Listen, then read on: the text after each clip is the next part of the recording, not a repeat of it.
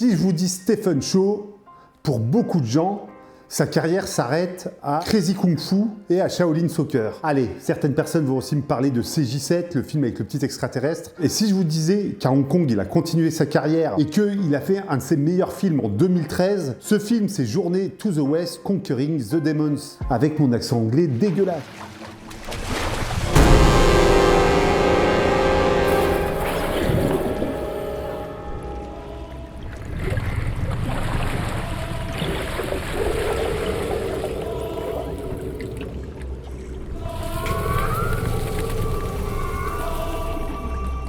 Donc le film, c'est avec Stephen Chow, c'est réalisé par Stephen Chow, comme quasiment tous les films de Stephen Chow. Un chasseur de démons croise la route d'une guerrière. Ensemble, ils vont partir à l'aventure et chasser des créatures incroyables dans une comédie folle.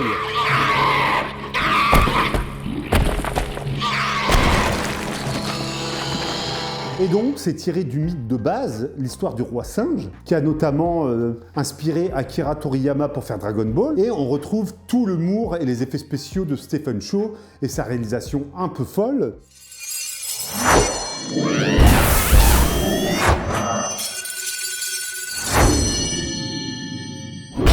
Les effets sont délirants et la poésie est très présente. J'ai presque envie de vous dire, la poésie, elle est poétique. Même si ça veut rien dire, vous me comprenez. Après Crazy Kung Fu, il a fait beaucoup de films avec des effets spéciaux où les effets spéciaux sont à la fois incroyables dans certaines scènes. Je pense notamment dans ce film à la scène avec le village sur l'eau, avec le poisson géant, où les effets spéciaux sont fous. Mais il y a aussi toute la fin du film où les effets spéciaux sont vraiment pas dingues. Et c'est ça le problème que j'ai avec Stephen Chow, c'est que des fois les effets spéciaux ils sont vraiment kitschouilles et ils ont très mal vieilli. Par contre, si vous aimez l'humour absurde qu'on retrouve dans Shaolin Soccer ou dans Crazy Kung Fu, bah dans Journey to the West, vous en aurez plein les dents.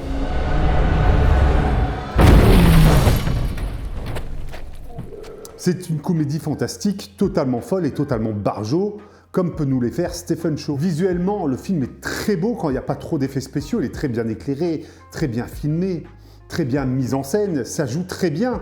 Alors, il y a du surjeu, comme toujours chez Stephen Chow, c'est du comédie de l'absurde, c'est presque du théâtre. Les acteurs font beaucoup de mimiques, jouent comme ça beaucoup avec leur corps, mais si vous aimez ce type de cinéma, bah, Journey to the West, c'est fait pour vous.